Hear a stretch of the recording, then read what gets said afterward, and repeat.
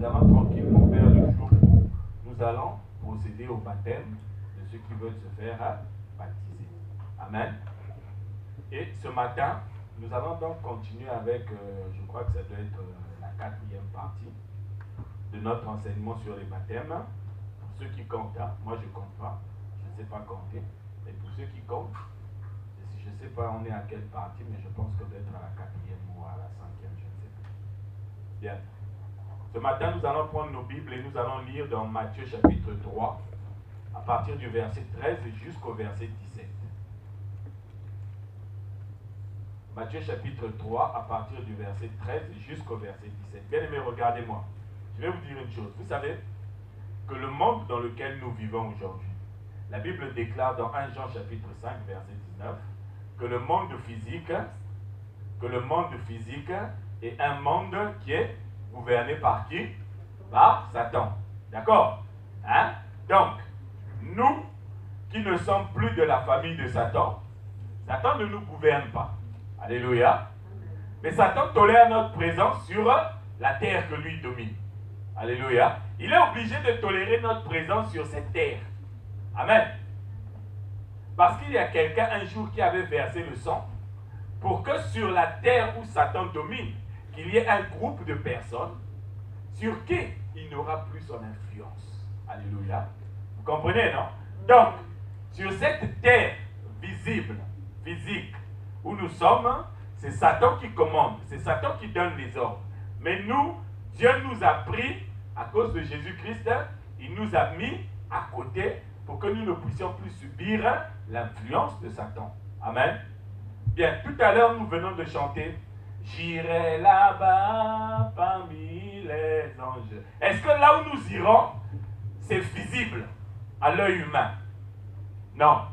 Là où nous irons, c'est pas visible, c'est plus un monde physique, c'est plus un monde visible. Donc, si tu crois qu'il y a un monde physique qui existe, ça veut dire qu'il y a un monde invisible aussi qui existe. Et j'ai une bonne nouvelle pour toi, c'est que dans le monde invisible, c'est plus Satan qui gouverne là-bas.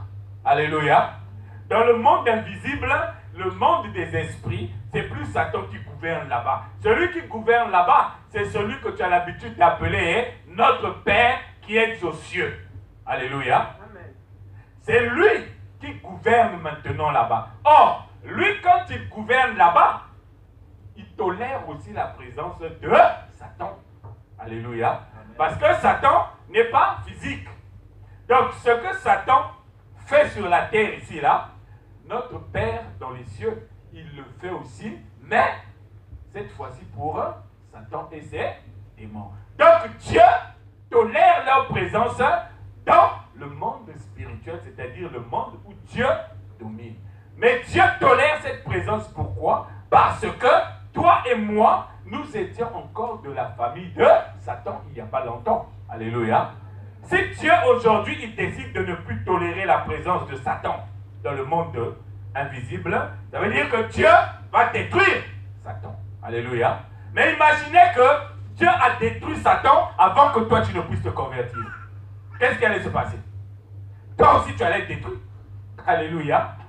Donc c'est à cause de toi que Dieu tolère encore la présence de Satan là-bas dans les lieux célestes. Mais Dieu a arrêté un jour où il a dit, ce jour-là, le nombre de personnes que moi j'ai inscrites dans ma liste, quand ce nombre sera atteint, je vais maintenant m'arranger pour ne plus supporter la présence de Satan dans le monde spirituel. Alléluia. Et celui qui sera trouvé avec la peau de Satan, celui-là aussi, il subira le même sort que Satan.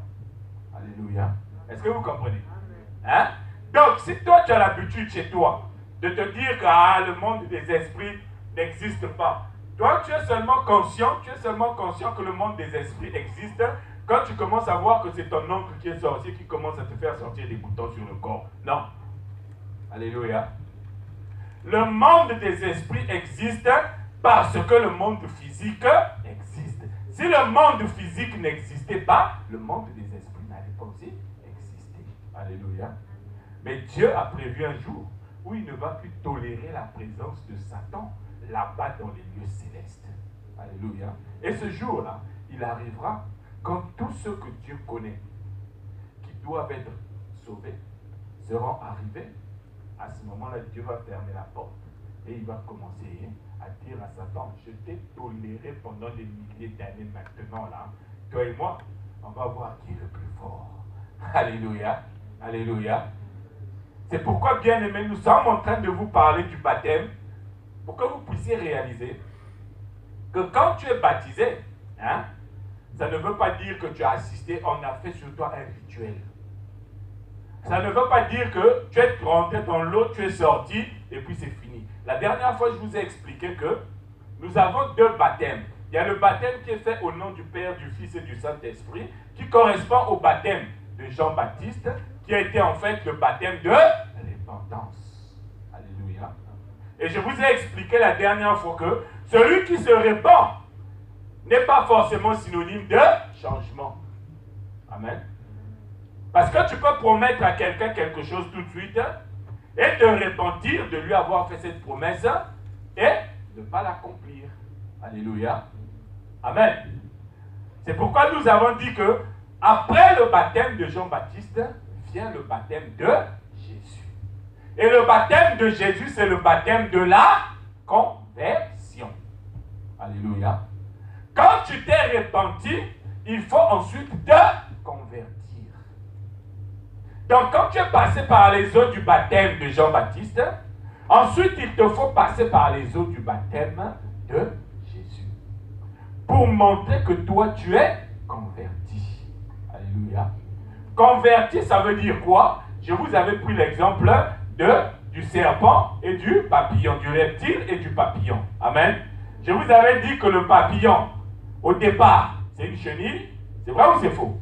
Hein? Le papillon, au départ, c'est une chenille qui habite où? Sur la terre. Amen.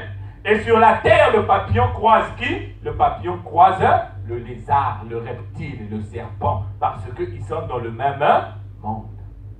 Mais quand le papillon, quand la chenille est convertie, elle devient quoi? Elle devient un papillon. Est-ce qu'elle passe encore son temps sur la terre? Non. La chenille, le papillon passe maintenant son temps au ciel. Vous avez vu, non? C'est comme ça quand tu es converti. C'est pourquoi quand on parle de conversion, la conversion, c'est un changement. Quand vous irez, pour les gens qui sont assez intelligents là, quand vous irez, je vais vous taper sur internet, conversion, vous verrez qu'on vous dira que ce mot-là, il vient d'un mot grec qu'on dit conversio, qui signifie un changement de direction. Amen. C'est comme aujourd'hui. Moi, je suis congolais, j'ai des francs CFA. Amen. D'accord? Vous croyez que si je viens en France avec des francs CFA, je vais acheter, je vais chez Lidl, je remplis mon caddie et je prends 550 000 francs CFA. Quand j'arrive à la caisse, je sors mes 550 000 francs CFA. La caissière de Lidl, elle va dire, ah oui, monsieur, donnez, je vous rends combien? Amen. Vous croyez qu'elle fera ça? Elle dit, mais c'est quoi cette monnaie-là? Alléluia. Je vous avais expliqué une fois que le diacre Narcisse qui vient ici, un jour il est arrivé à l'aéroport, à Charles de Gaulle, il va voir le douanier, il va dire au douanier, bon, moi je veux que tu me changes cette monnaie-là. Le douanier regarde là, dit, oh, mais ça c'est quelle monnaie ça? Ça c'est de la fausse monnaie, attendez là monsieur, ne bougez pas. Il allait appeler ses amis, et le diacre Narcisse devait se retrouver en prison, pour rien, parce qu'eux ils ne connaissaient pas cette monnaie-là. Alléluia. Donc, quand tu convertis quelque chose, c'est pour lui enlever son ancienne nature, ou on la connaissait avec cette nature-là, pour lui donner une nouvelle nature. Alléluia. Quand tu vis dans le monde de Satan, quand tu as écouté la parole de Dieu et que tu as été touché, tu t'es repenti, et quand tu es converti, il faut maintenant que le monde de Satan ne te reconnaisse plus. Alléluia. Il faut que le monde de Satan ne te reconnaisse plus. Parce que si le monde de Satan te reconnaît, ça veut dire que c'est le monde de Dieu qui ne te reconnaît pas. Amen. Parce que la Bible dit que Dieu et Satan, ils sont ennemis. Mais si Satan te reconnaît, ça veut dire que Dieu ne te reconnaît pas. Alors il faut que Dieu te reconnaisse pour que Satan ne te reconnaisse pas. Alléluia. C'est pourquoi on vous parle de conversion. Et nous allons voir, à partir du baptême de Jésus même, l'image à travers le baptême de Jésus, l'image de la conversion. Prenons Matthieu chapitre 3, du verset 13 au verset 17. Je lis. Alors, Jésus vint de la Galilée au Jourdain, vers Jean, pour être baptisé par lui. Mais Jean s'y opposait en disant, c'est moi qui ai besoin d'être baptisé par toi, et toi tu viens à moi. Jésus lui répondit, laisse faire maintenant, car il est convenable que nous accomplissions ainsi tout ce qui est juste. Et Jean ne lui résista plus. Maintenant, écoutez bien à partir du verset 16. Dès que Jésus eut été baptisé, il sortit de l'eau, et voici les cieux s'ouvrirent. Et il vit l'Esprit de Dieu descendre comme une colonne et venir sur lui. Et voici, une voix fit entendre des cieux ces paroles.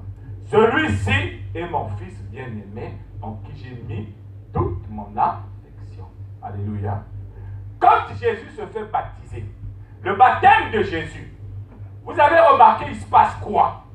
Il se passe deux phénomènes. Alléluia. Le premier phénomène, c'est celui que tes yeux ont accès. Alléluia. Est-ce que vous comprenez? Le premier phénomène, c'est celui que tes yeux ont accès.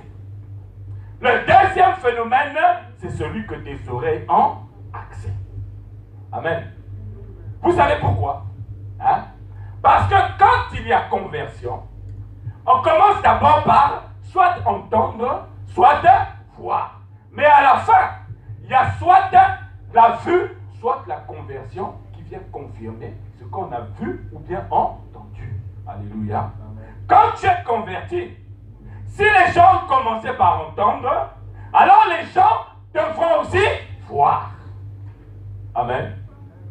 Et si les gens ont vu, alors les gens devront aussi entendre. Alléluia.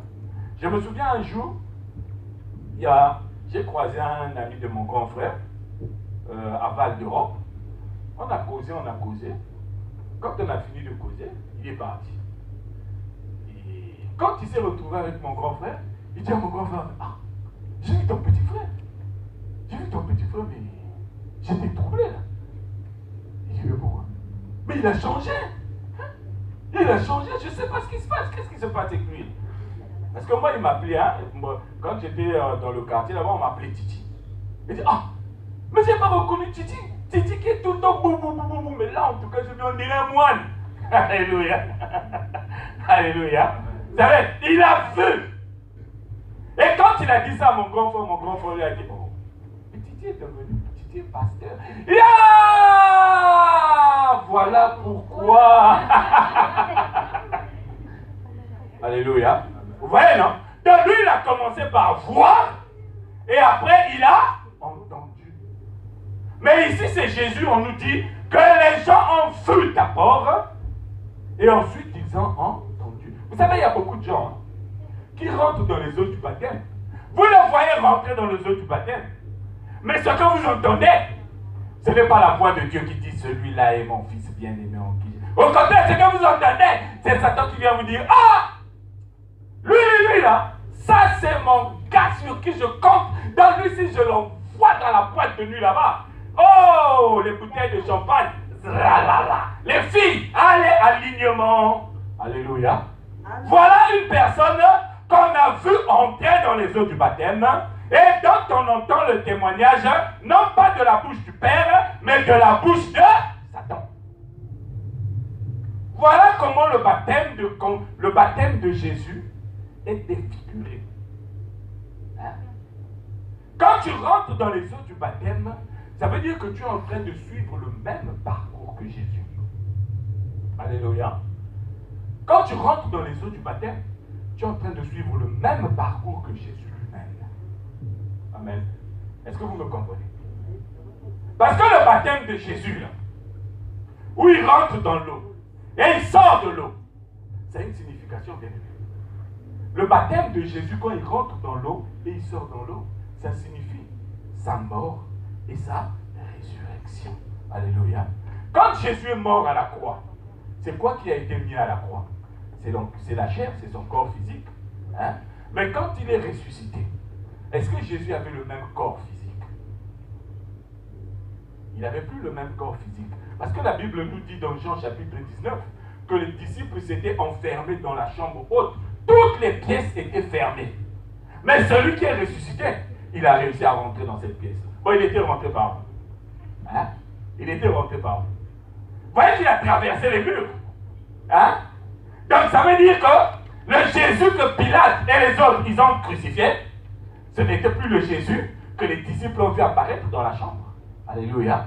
Parce qu'il avait été converti. Amen. Son corps a été converti. Donc il est mort et il est ressuscité. C'est ce que signifie son baptême.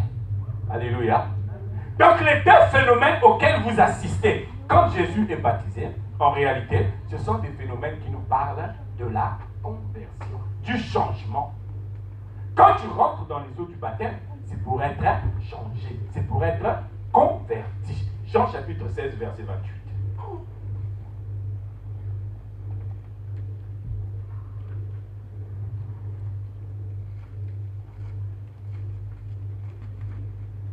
Si quelqu'un a trouvé qu'il me lise ça. Je suis sorti du Père et je suis venu dans le monde. Maintenant je quitte le monde et je vais au Père. Amen. Amen. Jésus parle ici, il dit aux gens, moi, vous me voyez là, je suis sorti du Père. Et maintenant, je repars vers le Père. Pourquoi Jésus dit cela? Bien aimé, le baptême de Jésus que nous venons de lire dans Marc chapitre 3, je vous ai dit, il est le symbole de la mort et de la résurrection de Jésus. Mais, il y a deux aspects dans ce baptême que tu dois tenir compte quand tu es converti ou quand tu veux te convertir. Le premier aspect, c'est Jésus qui rentre dans l'eau. Alléluia. Parce que quand il arrive, qu'est-ce qui se passe? Jean-Baptiste le voit et dit, ah, non, jamais, jamais. Moi, je ne peux pas accepter que toi, que je connais, que je puisse te faire rentrer dans l'eau. Jamais. Jésus dit, oh, laisse faire. Vous savez pourquoi? Que quelqu'un me prenne Apocalypse chapitre 17, verset 15 et qu'il lise très fort. Apocalypse chapitre 17, verset 15. Et il dit, les eaux que tu as vues, sur lesquelles les prostituées est assise, ce sont des peuples, des foules, des nations et des langues. Amen. Amen. Amen. Apocalypse nous dit quoi ici? Que les eaux que tu vois, ça symbolise quoi? Ça symbolise le monde. Alléluia. Donc, quand Jésus rentre dans les eaux du baptême, là aussi il y a deux significations. Donc toi aussi, quand tu rentres dans les eaux du baptême, tu marches derrière les pas de Jésus, mais il y a deux significations. La première signification, tu rentres dans les eaux du baptême qui symbolisent le monde. Jésus rentre dans les eaux du baptême pour montrer que moi j'étais avec le Père, j'ai quitté le Père pour venir dans votre monde. Alléluia. Pour venir dans votre monde. Donc toi aussi, quand tu rentres dans les eaux du baptême, tu montres à Satan. Satan, regarde, je rentre dans les eaux du baptême pour te montrer que je suis conscient, je suis consciente que j'appartenais à ton monde. Alléluia. Mais il y a des gens qui rentrent dans les eaux du baptême sans même prendre conscience qu'ils sont du monde. La seule chose qui les intéresse, c'est de porter un habit blanc, on te plonge dans l'eau, tu sors, tu fais la fête. On m'a baptisé. Alléluia. On m'a baptisé. On t'a baptisé à 10 heures. À 20 heures, on te voit, tu es en train de fumer. À 20 heures, on te voit, tu es en train de boire. À 17 heures, on te voit, tu es en train d'insulter copieusement ta femme. Alléluia. Parfois même à 15 heures, on te voit, tu es en train de, chez moi, en français, je ne sais pas comment on dit, la médisance, c'est ça, hein? Voilà. Chez moi, on dit kotonga. Tu es en train de parler sur le frère. Ah, tu as vu le frère? Ah, tu as vu sa fesse là? Il avait porté une fête, on dirait un tchakou, on dirait, on ne pouvait même pas l'identifier. Tu viens de te faire baptiser à 11 heures. Alléluia. Amen. Vous voyez, non? Tu es rentré dans le monde de Satan pour lui montrer, Satan, regarde, je rentre dans ton monde pour te montrer que je suis conscient. Je suis conscient que je rentre dans ton monde. Satan dit, ok, j'attends que tu sortes. Amen. C'est ça. Parce que le grand problème, c'est ça. Rentrer, c'est bien. Mais c'est sortir maintenant. C'est à la sortie que Satan t'attend. Là, il attend. Il met les mains dans les poches. Il dit, bien. Ça lève, tu rentres dans les eaux du baptême. Donc, j'attends de voir ce qui va sortir. Est-ce que c'est serpent qui va sortir? Ou bien est-ce que c'est caméléon qui va sortir? Alléluia. Ou bien, c'est papillon. Dès que tu sors, hop, tu es parti au ciel. Alléluia. Satan attend ça. Satan attend ça. Donc quand Jésus rentre dans les eaux du baptême, ça symbolise que Jésus rentre dans le monde. Alléluia. Et Jésus rentre dans le monde. C'est l'image de quoi? Matthieu chapitre 2, verset 13.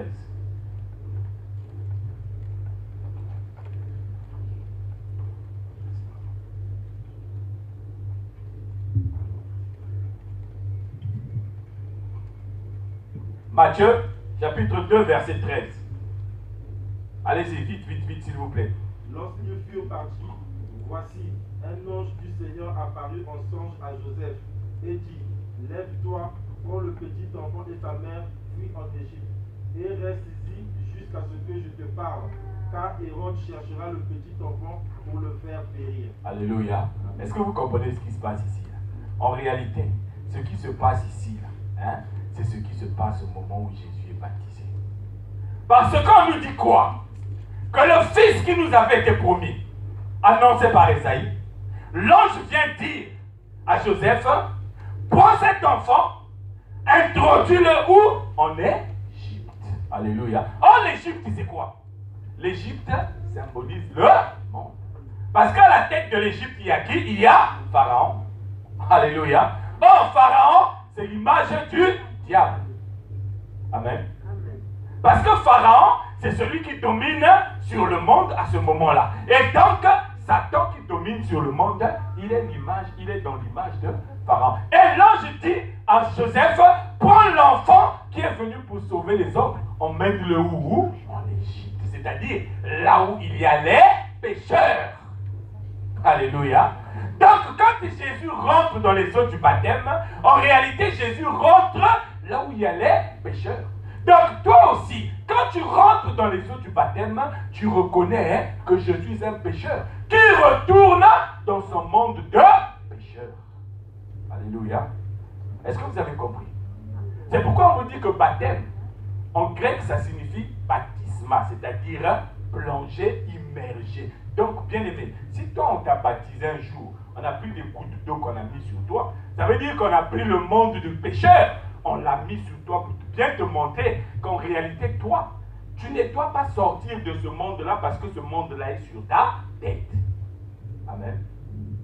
Si tu as reçu ce genre de baptême-là, réfléchis. Il faut que tu prennes le baptême comme Jésus par immersion. Alléluia. Hein? Est-ce que vous me comprenez? D'accord? Hein? Donc, retenez que la première image de Jésus qui rentre dans les eaux, c'est Jésus qui quitte son Père et qui vient dans le monde. Ce que l'ange nous montre l'image en disant à Joseph de prendre l'enfant et de l'introduire en Égypte. Donc, toi, le jour où tu rentres dans les eaux du baptême, ou le jour où tu es rentré dans les eaux du baptême, sache que tu es revenu dans le monde où tu te reconnais comme étant pécheur, où tu te reconnais comme étant ivrogne, où tu te reconnais comme étant voleur, où tu te reconnais comme étant un membre de la famille de Satan, un membre de la race de serpent, race de vipère. Alléluia. Amen. Bien. Maintenant, la deuxième signification de l'entrée de Jésus dans les eaux. Colossiens chapitre 2, versets 10 à 15.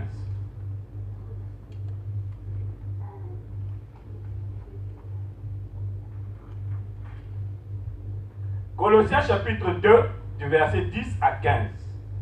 Je vais lire. Et c'est en lui que vous avez été circoncis. Ne vous occupez pas de ce mot circoncision. Hein? Je vous expliquerai ça un jour.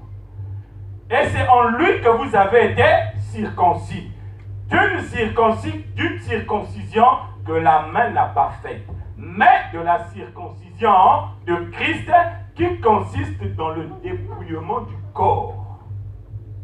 Dans le dépouillement du corps de la chair, ayant été enseveli avec lui par le baptême.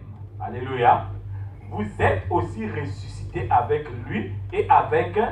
Vous êtes aussi ressuscités en lui et avec lui par la foi en la puissance de Dieu qui l'a ressuscité des morts.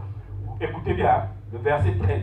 Vous qui étiez morts par vos offenses et par la circoncision de votre chair, il vous a rendu la vie avec lui en nous faisant grâce à la vie, en nous faisant grâce pour toutes nos offenses. Il a effacé l'acte dont les ordonnances nous condamnaient et qui subsistait contre nous. Il l'a détruit en le clouant à la croix. Il a dépouillé les dominations et les autorités et les a livrées publiquement en spectacle en triomphant d'elles par la croix. Amen. Amen. Dans ce passage, on vous parle de quoi? De la mort de Jésus. Alléluia. Quand Jésus est mort, il va où? La Bible dit ici qu'il a été enseveli. Amen. Est-ce que vous comprenez? C'est-à-dire, il a été plongé dans le monde des morts. Amen. Jésus a été plongé dans le monde des morts. Donc, la deuxième signification du baptême de Jésus, quand il plonge dans l'eau, ça veut dire la mort. Alléluia. Pourquoi la mort? La mort pour dépouiller la chair de toute sa puissance et de toute son influence. Alléluia. Est-ce que vous avez vu tout à l'heure, je vous ai posé la question de savoir quand Christ est mort à la croix, est-ce que c'était sa chair qu'on avait tuée ou bien son esprit? Vous avez dit que c'était sa chair. Ici, on vous montre très bien qui consiste dans le dépouillement du corps de la chair. Vous savez ce que ça veut dire dépouiller, non? Hein? Dépouiller, ça veut dire, hein? Dépouiller, ça veut dire ramener ça à nu. Alléluia. Ramener à nu pour que tout le monde puisse voir. Amen. Est-ce que vous comprenez? Hein? Donc, quand la parole est crucifiée, la parole faite chair, quand elle est crucifiée, c'est l'image de Jésus qui rentre dans les eaux, c'est-à-dire dans la mort. Alléluia. Maintenant, un jour je vous expliquerai pourquoi est-ce que Jésus, l'image du baptême de Jésus, c'est l'image de son immersion, de sa plongée dans la mort. Je vous expliquerai ça un jour. Parce que généralement les gens utilisent un passage de la Bible pour dire qu'on doit aussi baptiser les morts. Amen. Vous connaissez ce passage-là, non? Hein? On nous dit que Christ est dans le même esprit, il est allé prêcher aux morts. Il est allé annoncer l'évangile aux morts, à ceux qui étaient dans le séjour des morts. Si vous lisez votre Bible, vous connaîtrez ce passage. Mais je vous expliquerai ça un jour. Amen. Mais sachez seulement que le baptême de Jésus, quand il rentre dans l'eau, la deuxième signification, c'est la mort de Christ. Cette mort à la croix, dont il est dit ici, qu'il a dépouillé les dominations. Il les a livrées en spectacle en triomphant d'elles par la croix. Donc, Jésus rentre dans les eaux du baptême pour enlever à Satan toute sa puissance sur l'homme. Alléluia. Amen. Est-ce que vous comprenez? Donc, quand tu rentres dans les eaux du baptême, ça veut dire que toi, tu es comme Christ, tu as accepté de mourir. Amen. Est-ce que tu réalises ça bien? Bon, est-ce que je peux te tuer ce matin pour prouver que tu es converti? Est-ce que je peux te tuer ce matin? Alléluia. Hein? Est-ce que je peux te tuer, bien-aimé? Amen. Amen. Donc, c'est pourquoi vous comprenez que si tu ne rentres pas dans les eaux du baptême, ça veut dire que toi, tu n'es pas mort. Ton baptême par aspersion qu'on t'a mis là, ça veut dire que toi, on n'a pas voulu te tuer, mais on a voulu te garder en vie pour que Satan puisse encore te regarder. Amen. Est-ce que tu comprends? Hein? Ça veut dire que quand tu es rentré dans l'eau, ça veut dire que quand on a mis l'eau sur toi, en réalité, toi, tu avais l'impression que tu as baptisé, mais en réalité, on t'a seulement dit, ah, race du serpent, je te confirme, dans la race du serpent, tu peux continuer à voler, tu peux continuer l'adultère, tu peux continuer l'ivrogne, tu peux continuer à boire, je te donnerai même l'argent pour que tu boives. tu peux continuer avec la médisance, tu peux continuer avec la colère, tu peux continuer avec les insultes, parce que le baptême que tu reçois là, ça n'a rien à voir avec Jésus. Nous n'avons rien à voir avec Jésus. Nous avons tout à voir avec le serpent. Alléluia. Si tu connais quelqu'un qu'on a baptisé comme ça, va lui dire, le pasteur nous a dit, ton baptême où on t'a mis l'eau sur la tête là, en fait c'est un baptême où on t'a confirmé que tu es un enfant du serpent. Alléluia. Bon, maintenant, si vous poussez à ceci, ça c'est votre problème après. Je suis pas avec vous. Alléluia. Amen. Amen. Amen. Est-ce que vous comprenez maintenant, quand Jésus rentre dans l'eau, ce que ça signifie pour vous? Amen. C'est pourquoi le baptême de Jésus, c'est ce baptême-là où tu dois être plongé dans l'eau. Le baptême de Jésus, c'est ce baptême où on doit te mettre dans l'eau. Il ne faut pas que ça soit le baptême comme on fait chez ceux on te fait passer sous le drapeau. Vous savez qu'il y a des gens qui baptisent comme ça. Vous connaissez ce baptême-là? Vous n'avez jamais entendu parler de ce baptême-là? Vous n'avez jamais entendu parler de l'église, de l'armée du salut? Ah, vous connaissez l'armée du salut, non? L'armée du salut, c'est une église aussi. Mais sauf que l'armée du salut, quand tu es baptisé, tu n'es pas plongé dans l'eau, on met un drapeau ici, là. On te dit, allez, passe sous le drapeau. Tu passes sous le drapeau. Ah, sergent, à partir d'aujourd'hui, tu es devenu sergent. Tu es baptisé. Alléluia. Ça, ce n'est pas un baptême. Amen. Si tu vas pouvoir dire à Jésus ce que nous avons chanté ici, là. J'irai là-haut parmi les anges, près d'Emmanuel. Si tu vas pouvoir chanter près d'Emmanuel, ce n'est pas sous le drapeau que tu dois passer pour être baptisé. Alléluia. Tu dois être plongé dans l'eau, comme Jésus a été plongé dans l'eau. Amen. Est-ce que vous me comprenez? Hein? Donc, si on t'a fait passer sous un drapeau, sache que ça aussi, ce n'est pas un baptême. Alléluia. Est-ce que vous me comprenez? Hein? Bien. Donc, vous avez compris que quand Jésus entre dans l'eau, la signification, les deux significations que nous disent cette image dans la vie d'un enfant de Dieu. Maintenant, est-ce que quand Jésus rentre dans l'eau, il reste dans l'eau? Non, il ne reste pas dans l'eau. Il sort des eaux. Alléluia. Maintenant, le deuxième mouvement dans ce baptême de Jésus, c'est quand il sort de l'eau. Et là aussi, il y a deux significations. Amen. Là aussi, il y a deux significations. La première signification, quand Jésus est rentré, donc quand Jésus est arrivé dans le monde, il est allé en Égypte. Après, ils sont revenus, non? Quand ils sont revenus, entre le moment où il est revenu avec ses parents, on l'a emmené au temple, et où il était en train de discuter avec les pharisiens dans le temple, et le moment où Jésus se fait baptiser par Jean-Baptiste. Est-ce que vous savez, est-ce que vous avez... Est-ce que quelqu'un connaît l'histoire de Jésus quand il avait 20 ans? Hein? Non. Nous ne connaissons pas l'histoire de Jésus quand il avait 20 ans. Nous ne connaissons pas l'histoire de Jésus quand il avait 7 ans. Nous connaissons la vie de Jésus, nous connaissons l'histoire de Jésus jusqu'à 12 ans. Et après de 12 ans jusqu'à une trentaine d'années, on ne connaît rien. Vous savez pourquoi? La Bible dit dans Jean chapitre 1 verset 12, au commencement était, la parole était quoi? La parole était Dieu et la parole était avec Dieu. Elle est venue au milieu des hommes. Alléluia. Mais quand la parole est venue au milieu des hommes, est-ce que les hommes l'ont vu tout de suite? Les hommes ne l'ont pas vu tout de suite. Alléluia. Les hommes ont commencé à entendre parler de la parole. Et les hommes ont vu la parole quand la parole est sortie des eaux du baptême. Alléluia. Ça, c'est le symbole de Jésus-Christ qui commence son ministère dans le monde de Pharaon pour amener à lui tout ce que la Bible dit qui était perdu. Alléluia. Donc, quand Jésus sort des eaux, c'est le symbole d'un homme qui a quitté le monde du péché pour commencer à marcher selon la parole de Dieu pour ramener à lui tous ceux qui sont perdus et égarés. Alléluia. Donc, toi, quand tu rentres dans les eaux du baptême, tu dois savoir que tu deviens, quand tu sors de ces eaux du baptême-là, ta conversion, ça doit être le signe que toi, tu deviens un témoin de Dieu. Tu deviens un témoignage pour le Seigneur. Tu dois être quelqu'un qui parle de Dieu, qui témoigne de Dieu. Alors, vous remarquez qu'il y a des gens, il te dit qu'il a été baptisé en 1817. Il dit, ah, tu sais, moi, mon baptême, j'ai eu mon baptême en 1817. Mais il n'a jamais parlé de Jésus, même à un petit bébé qui est encore dans le berceau. Alléluia. Même à un petit bébé qui est dans le berceau, qui ne peut rien lui faire ou rien lui dire, il n'a jamais parlé de Jésus. Son baptême à lui, c'est pour lui et lui tout seul.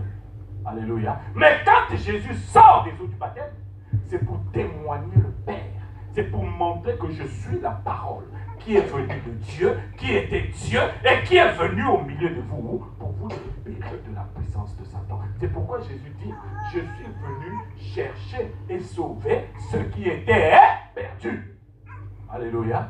Donc toi, quand tu sors des eaux du baptême, toi aussi, tu deviens comme Christ. Tu dois aller chercher et sauver ceux que Jésus-Christ a appelés, ces brebis qui ne sont pas encore dans la bergerie. Bon, toi, tu es sorti des eaux du baptême. Depuis que tu es sorti des eaux du baptême, à combien de personnes as-tu parlé de Jésus? Alléluia. À combien de personnes as-tu parlé de Jésus? Et pourtant, hier, je suis sûr et certain que beaucoup de vous ont appelé des gens, beaucoup de vous ont envoyé des messages pour dire il y a le mariage de William. Comment il s'appelle celui qui s'est marié hier? Harry et qui? Et voilà. Vous voyez, non? Je suis sûr et certain que beaucoup parmi vous, vous avez envoyé des SMS. Tu as vu la robe, tu as vu. Mais quand tu es sorti des eaux du baptême, à qui tu allais parler de Christ? Amen. Pour parler du mariage de je ne sais pas qui c'est, Meghan là. Là, on te trouve. Tu es sorti des eaux du baptême pour parler du mariage de X et Y. Mais pour parler de Christ, zéro. Alléluia. Quand Christ sort des eaux du baptême, c'est pour commencer le ministère de la parole de Dieu.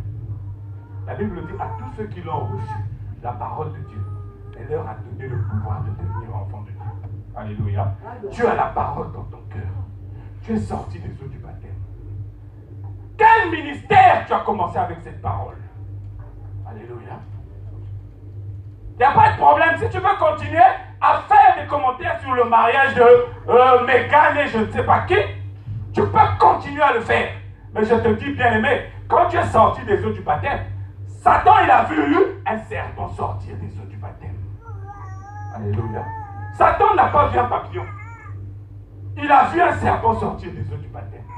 Donc, si toi, quand tu sors des eaux du baptême, tu n'es pas dans une logique où tu te dis que moi, maintenant, là, tout le monde doit savoir que Christ a fait de moi un enfant de Dieu. Si tu n'es pas dans cet état d'esprit-là, je suis désolé pour toi. Satan est en train de voir un serpent. Satan est en train de voir une chenille. Il dit, ah tiens, j'ai une nourriture. Alléluia. Parce qu'il ne faut pas oublier que nous sommes le repas de Satan. Dieu lui a dit dans Genèse chapitre 3, il a dit, tu es poussière, tu retourneras à la poussière. Et il dit au serpent, toi, ta nourriture, ça sera la poussière. Alléluia. Donc toi et moi, avant, moi personnellement avant, j'étais la nourriture de Satan. Toi, je ne sais pas. Mais moi, je sais que je ne suis plus la nourriture de Satan. Mais toi, je ne sais pas. Peut-être que tu as encore la nourriture de Satan. Et ça, c'est à toi maintenant de voir. Quand tu es sorti des eaux du baptême, est-ce que tu étais prête?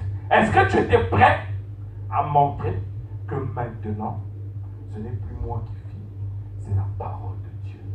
Je vais commencer le ministère de la parole. Regardez, ne dites pas dans votre cœur que, ah, lui il est en train de nous dire de commencer le ministère de la parole. Donc moi je veux commencer à être apôtre. Donc moi je veux commencer à être pasteur. Donc moi je veux commencer à être évangéliste. Amen. C'est pas ça.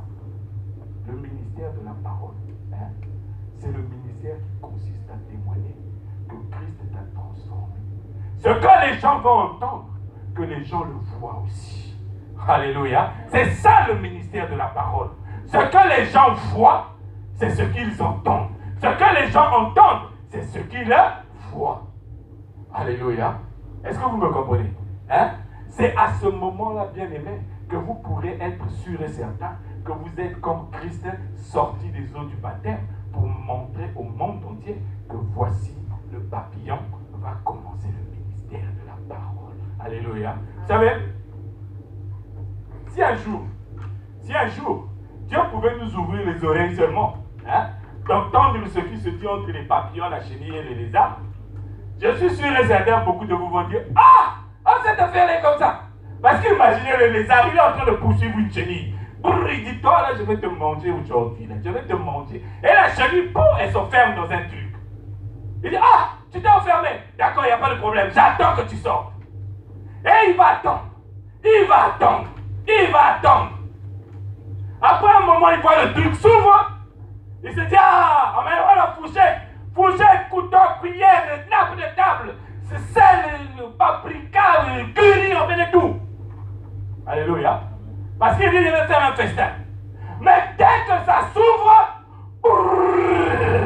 alléluia. Vous imaginez ce que le serpent va dire, ce que le lézard va dire. Mais c'est quoi cette affaire? Mais ça, c'est de la sorcellerie. Mais c'est une chenille qui est rentrée dedans. C'est ma nourriture qui est rentrée dedans. Mais comment? Alléluia. C'est ce que vous allez entendre. Amen. C'est ce que vous allez entendre. Parce que là, le papillon, quand il sortira, il lui dira, je ne suis plus ta nourriture, je suis maintenant le ministre de la parole de Dieu. Alléluia. Je suis le ministre de la parole de Dieu. Et la Bible dit, au commencement, la parole de Dieu n'était pas sur terre. La parole de Dieu était avec Dieu en haut là-bas. Donc je repars là où je viens. Alléluia. Quand Jésus sort des eaux du baptême, c'est ça. La première signification. C'est parce que Jésus est sorti des eaux du baptême que toi et moi, nous avons écouté l'évangile de la grâce. Amen. Mais toi, quand tu es sorti des eaux du baptême, qui a eu la possibilité d'écouter l'évangile de ta grâce? Amen. Qui a eu la possibilité d'écouter l'évangile de la grâce quand tu es sorti des eaux du baptême? Amen. C'est important, ça, bien aimé, que vous puissiez le savoir. C'est important. Pendant 3 ans, la parole faite chair a commencé à montrer aux gens, regardez-moi, je suis sorti des eaux du baptême. Et toi, qu'est-ce que tu fais? La deuxième signification maintenant de la sortie de Jésus-Christ des eaux du baptême. Romains chapitre 6, verset 4.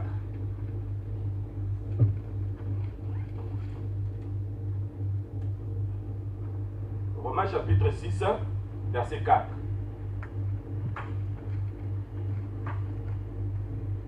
Si quelqu'un a trouvé qu'il me lit, s'il vous plaît. Nous avons donc été ensevelis avec lui par... Stop, frère, stop. Vous savez tout ce que ça veut dire enseveli, non? Enseveli, ça veut dire enterré. On enterre qui? Les morts. On enterre qui? Les morts. Bien. Donc, vas-y, frère, continue. Nous avons donc été ensevelis avec lui par le baptême en sa mort, afin que, comme Christ est ressuscité des morts par la gloire du Père, de même nous aussi nous marchions en nouveauté de vie. Amen. Amen. Est-ce que vous avez vu? Est-ce que vous avez vu?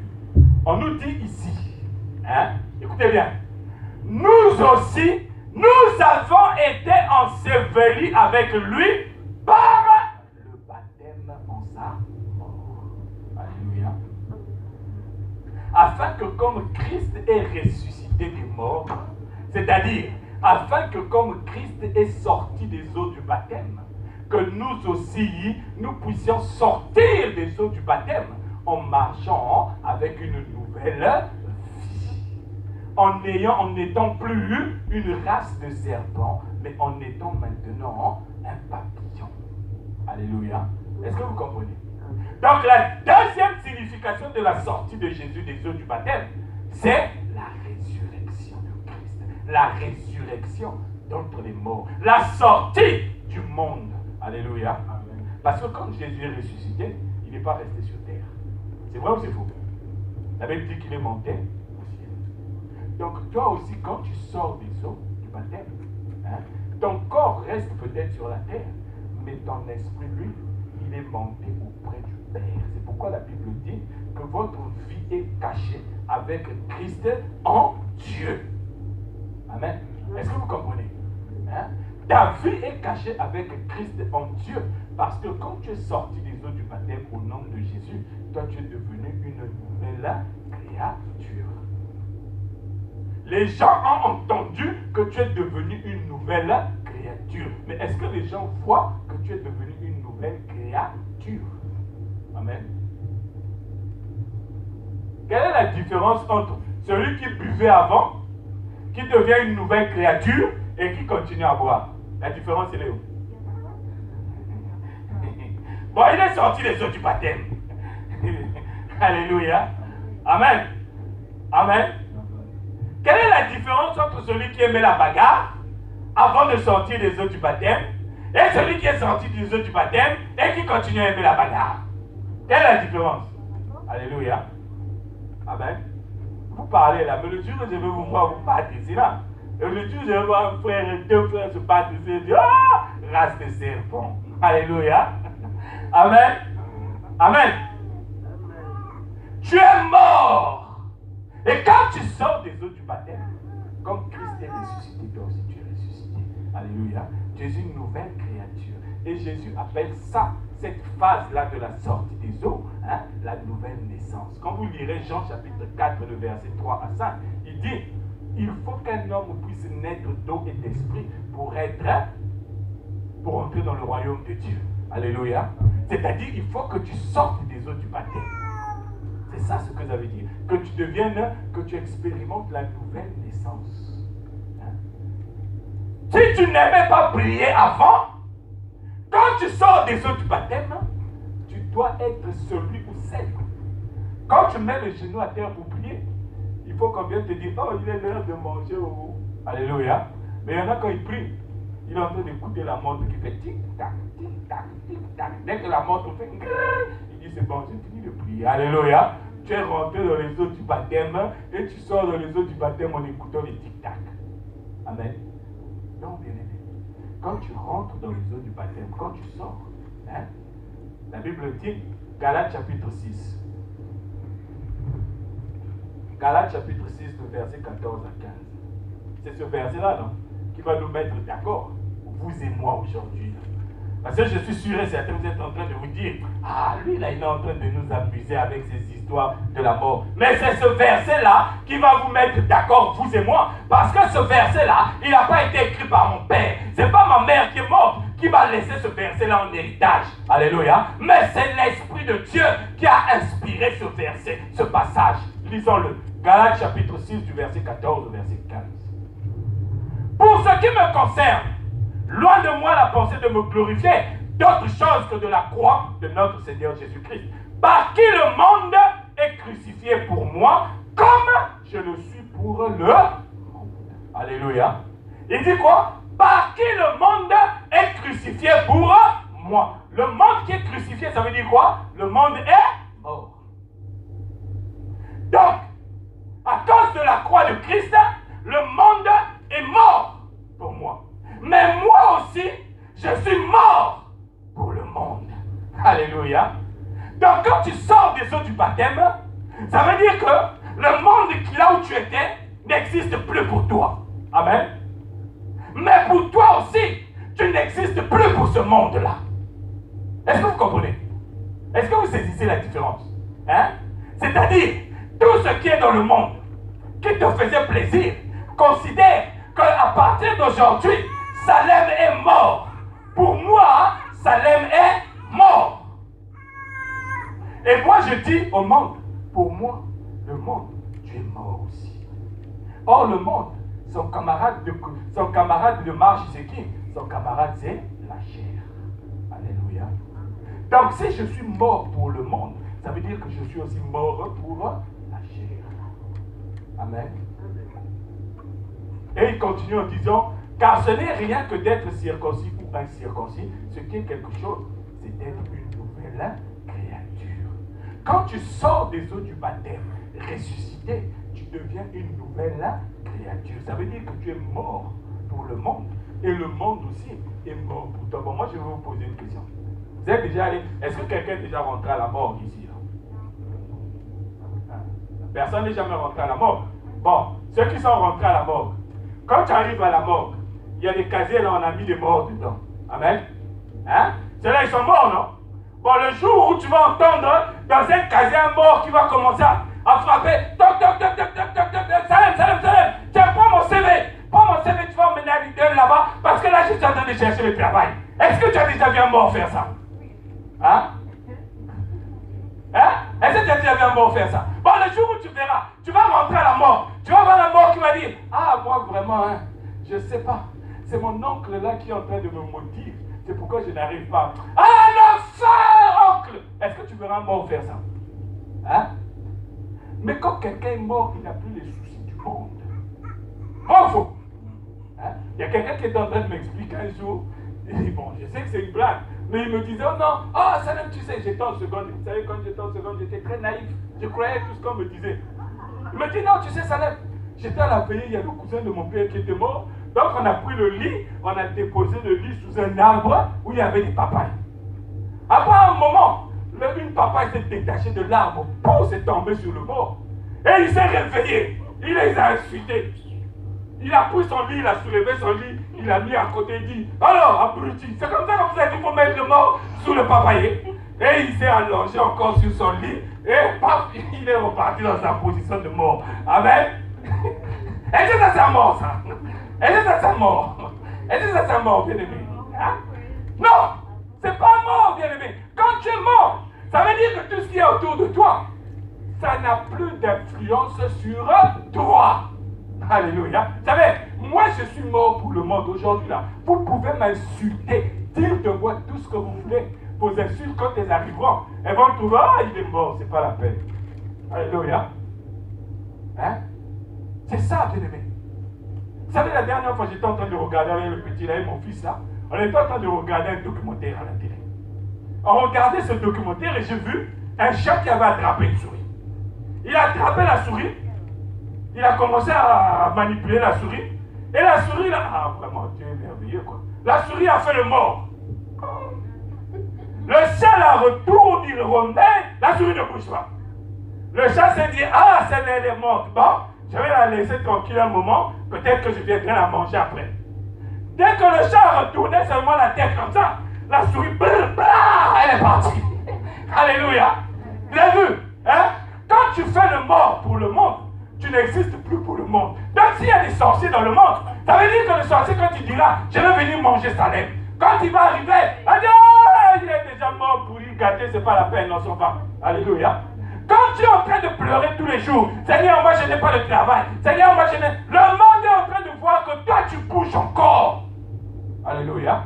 Tu es sorti des eaux du baptême, mais le monde voit que toi tu bouges. Ça te dit, elle n'est pas morte, elle est vivante. Elle est en train tous les jours en train d'être tracassée parce qu'elle n'a pas de travail. Tous les jours elle est en train d'être tracassée parce qu'elle n'a pas de papier. Tous les jours il est en train d'être tracassé parce qu'il n'a pas d'enfant. Il est vivant. Alléluia. Il est vivant, Alexis. Amen. Il est vivant. Regardez. On te voit en train de dire, ah, moi là vraiment bientôt 45 ans, je n'ai pas encore de femme. Est-ce que moi je vais encore me marier? Ça te dit, vous entendez? Est-ce qu'un mort parle comme ça? Est-ce qu'un mort parle comme ça? Ça c'est pas mort. Allez-y. Alléluia. Est-ce que vous comprenez? Quand tu es sorti des eaux, la Bible dit que tu es devenu une nouvelle créature. Tu es mort pour le monde. C'est-à-dire même le plus grand sorcier du monde, quand il va arriver, il va regarder. Et vous m'avez appelé pour venir ici là pour quelqu'un qui est mort. Vous êtes sérieux? Alléluia. Mais toi tu es mort pour eux. Eux ils sont morts pour toi aussi. Bon, pourquoi est-ce que les plumus continuent à t'intéresser dehors là-bas? Pourquoi le 8-6 continue à t'intéresser dehors là-bas? Pourquoi les préservatifs continuent à t'intéresser dehors là-bas? Hein? Tu payes plus l'hôtel avec la carte bleue parce que ta femme va découvrir que tu es allé dans un hôtel. Quand tu arrives, tu dis, en espèces s'il vous plaît. Alléluia. Mais tu es mort. Tu as pris le baptême. Et là, Jésus, je t'aime, oh Jésus. Et quand c'est comme ça, tu pries, tu pleures même, on dirait, on t'est venu t'annoncer que ta mère, ton père, ton frère, ta soeur, tout le monde dans ta famille est mort. Les larmes qui sortent de tes yeux là, il reste un peu seulement, on va en retrouver qui vont sortir dans les oreilles. Alléluia.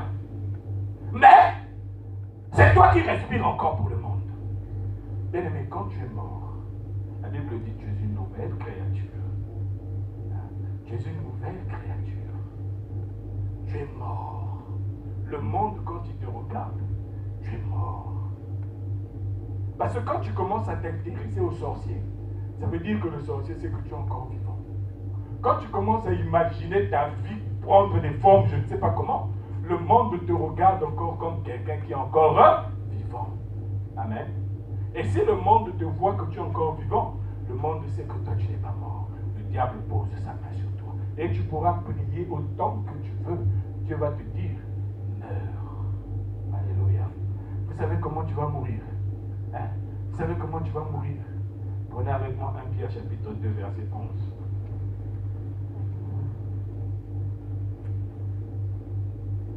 1 Pierre chapitre 2 verset 11.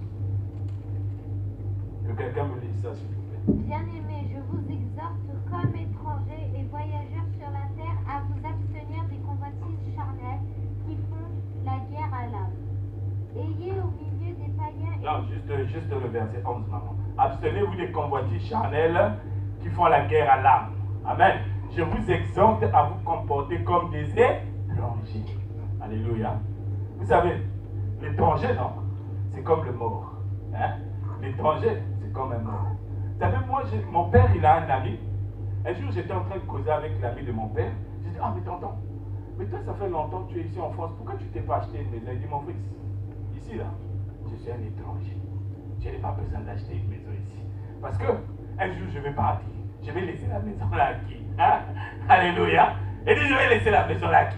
Je suis un étranger. Vous savez, ma femme avait l'habitude de me dire que sa maman lui disait souvent, hein, un proverbe en lingala, il disait, Baswana kana mo payade. Ça veut dire, on ne se dispute pas avec un étranger. Pourquoi? Parce que l'étranger, il va s'en aller, toi tu vas rester. Alléluia. Hein? Donc, quand tu es un étranger, ce qu'il y a là, ça ne t'intéresse pas. Parce que toi, tu sais que je suis de passage. Maintenant, je ne suis pas en train de vous dire de ne pas chercher à acheter des maisons. Non, comprenez-moi que je suis en train de vous parler de l'esprit. Amen. Parce qu'il y aura des gens ici, après vous irez voir. Quand votre mari va vous dire, non, écoute, on va faire un projet pour acheter une maison. Oh, le pasteur a dit, nous sommes des étrangers, on ne doit pas acheter. Non, non, non, non, non, non, non, non, non. Je suis en train de vous parler de l'esprit. Alléluia. Hein? Tu es étranger. Tout ce qui concerne le monde du diable, tout ce qui concerne le monde, ce n'est plus ton problème. Il dit, abstenez-vous des convoitises charnelles. C'est-à-dire, montrez à la chair que vous êtes mort. Parce que la chair fait la guerre à l'âme. Or, dans une guerre, il faut qu'il y ait quoi? Il faut qu'il y ait deux parties, non? Mais si la guerre s'arrête, ça veut dire qu'une des deux parties est morte. Vrai ou faux?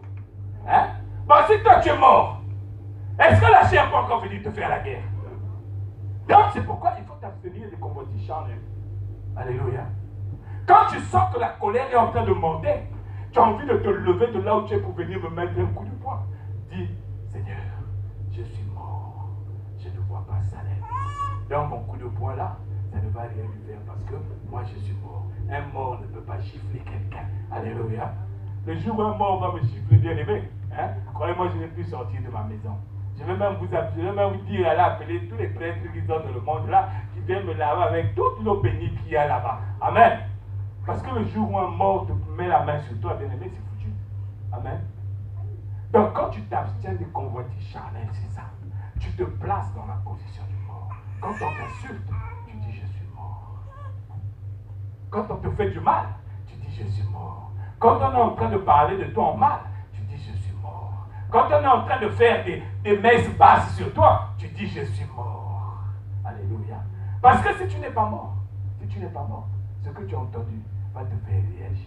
Et alors là, ce que les gens auront entendu, ce n'est pas ce qu'ils feront. Ce que les gens auront vu, ce n'est pas ce qu'ils entendront. Alléluia. Parce que toi, tu es sorti des eaux du baptême, serpent, et tu as continué ta vie serpent avec le lézard qui est derrière toi là en train de marcher et d'attendre le jour où il va te manger. Alléluia. Alléluia. Bien aimé, le secret de ta vie ce matin, quand tu es sorti des eaux du baptême, c'est la mort. Amen. Le secret de ta vie ce matin, quand tu es sorti des eaux du baptême, ou quand tu sortiras des eaux du baptême, c'est la mort. Si tu ne veux plus que le chômage puisse être un problème pour toi, si tu ne veux plus que la stérilité puisse être un problème pour toi, si tu ne veux plus que je ne sais pas quelle sorte de difficulté puisse être des problèmes pour toi, donc le secret de ta vie aujourd'hui, c'est la mort. Alléluia. Si tu es mort, tu verras que ta vie va ressembler à autre chose que ce qu'elle a toujours été jusqu'à présent. Si tu es prêt, on va prier le Seigneur.